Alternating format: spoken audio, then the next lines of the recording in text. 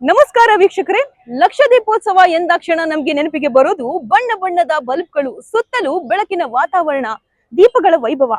ಇದೀಗ ಧರ್ಮಸ್ಥಳದಲ್ಲಿ ಲಕ್ಷ ದೀಪೋತ್ಸವ ಆರಂಭವಾಗಿದ್ದು, ಇಲ್ಲಿನ ದೀಪಾಲಂಕಾರದ ಹಿಂದಿನ ಕಥೆಯೊಂದನ್ನ ನಾನ್ ನಿಮ್ಗೆ ಹೇಳ್ತೇನೆ.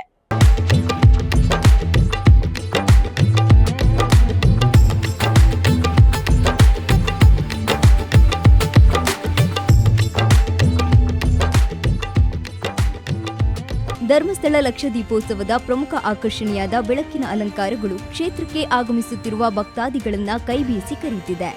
ದೇವರ ದರ್ಶನಕ್ಕಾಗಿ ಆಗಮಿಸಿದ ಭಕ್ತ ಸಮೂಹವನ್ನ ಕ್ಷೇತ್ರದ ದೀಪಾಲಂಕಾರಗಳು ಸ್ವಾಗತಿಸುತ್ತಿದೆ.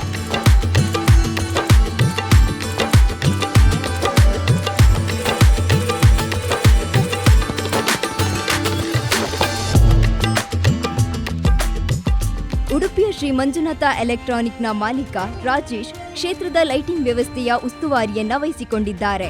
5,000-7,000 ಟ್ಯೂಬ್ಗಳು ಮತ್ತೆ ಈ ಸಲ ಒಂದು ವಿಶೇಷತೆ ಏನಂದ್ರೆ ಎನ್ಕರ್ ಆಫೀಸ್ ಬಿಲ್ಡಿಂಗ್ ಅಲ್ಲಿ ಒಂದು ಮಲ್ಟಿ ಕಲರ್ ಟ್ಯೂಬ್ ಇದೊಂದು ಈ ಸಲ ಹೊಸ ಕಾನ್ಸೆಪ್ಟ್ ಮಾಡಿದ್ದೇವೆ. ಹಾಫ್ ರೌಂಡ್ ಶೇಪ್ನಲ್ಲಿ ಅದರಲ್ಲಿ ಸಾಧಾರಣ ಒಂದು 25-30 ಡಿಸೈನ್ಸ್ ಉಂಟು. Plus colours 7 rainbow colours use ಮಾಡ್ತಾ ಇದ್ದೇವೆ. ಅದನ್ನು ಪ್ರತಿ ವರ್ಷದಂತೆ ಈ ವರ್ಷ ವಿಭಿನ್ನವಾದ ಲೈಟ್ ಡಿಸೈನ್ಗಳನ್ನು ಅಳವಡಿಸಿದ್ದು, ಸಂಜೆ ಹೊತ್ತಿಗೆ ಲೈಟ್ಗಳು ಮಿಂಚುವುದಕ್ಕೆ ಆರಂಭವಾಗುವುದರೊಂದಿಗೆ ಬಣ್ಣ ಬಣ್ಣದ ಲೈಟಿಂಗ್ಗಳು ಕ್ಷೇತ್ರಕ್ಕೆ ಆಗಮಿಸುವ ಭಕ್ತಾದಿಗಳನ್ನ ವಿಸ್ಮಯವಾಗಿ ನೋಡುವಂತೆ ಮಾಡುತ್ತಿದೆ. ಒಂದು 10-12 ಲಕ್ಷಕ್ಕೂ ಜಾಸ್ತಿ ಬಲ್ಬ್ಗಳನ್ನೆಲ್ಲ ಯೂಸ್ ಮಾಡಿ ನಾವು ಇಲ್ಲಿ ಡೆಕೋರೇಷನ್ಸ್ ಮಾಡ್ತೇವೆ. ವರ್ಷವೂ ಬೇರೆ ಬೇರೆ ರೀತಿಯ ಡಿಸೈನ್ಸ್ ಇದನ್ನು ಮಾಡ್ತಾ ಇದ್ದೇವೆ.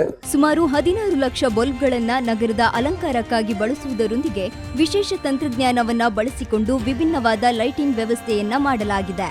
ನಗರದ ಸುತ್ತಲೂ ಲೈಟಿಂಗ್ಸ್ಗಳನ್ನ ಅಳವಡಿಸಿದ್ದು, ಕ್ಷೇತ್ರಕ್ಕೆ ಆಗಮಿಸುವ ರಸ್ತೆಗಳಲ್ಲಿನ ಬೆಳಕಿನ ಕಂಬಗಳು ಸೇರಿದಂತೆ ದ್ವಾರಗಳಲ್ಲಿನ ಅಲಂಕಾರ ಲಕ್ಷ ದೀಪೋತ್ಸವದ ಸಂಭ್ರಮಕ್ಕೆ ಇನ್ನಷ್ಟು ಮೆರುಗನ್ನ ತಂದುಕೊಟ್ಟಿದೆ.